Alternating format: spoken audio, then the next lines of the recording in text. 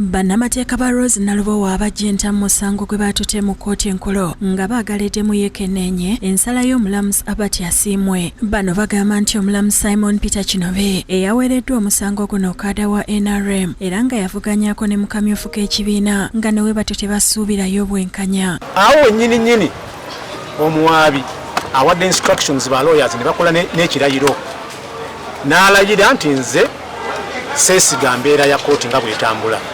Ekyekirayiro omulamuzi n'akigoba. Basoose kwezobera mu kkooti nga baagala omulamuzi Kinobe ave mu musango guno kyeyagaanye n'abategeeza nti n'omulogo alokoka.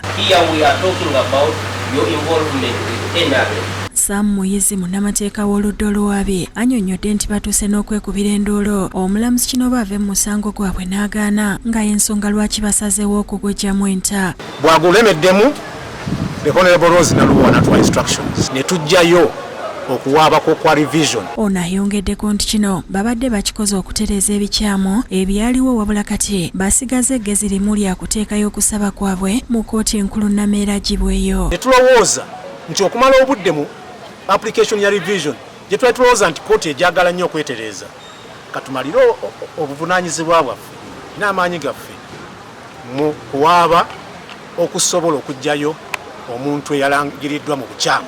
Omuwaabi n'ekibiina tugenda mu election petition. Mukama ajja tuyamba tufune omulamuzi ajja okusala obulungi omusango gwaffe era tuwangule. Mbasuubiza obuwanguzi bwammwe bannamasaka.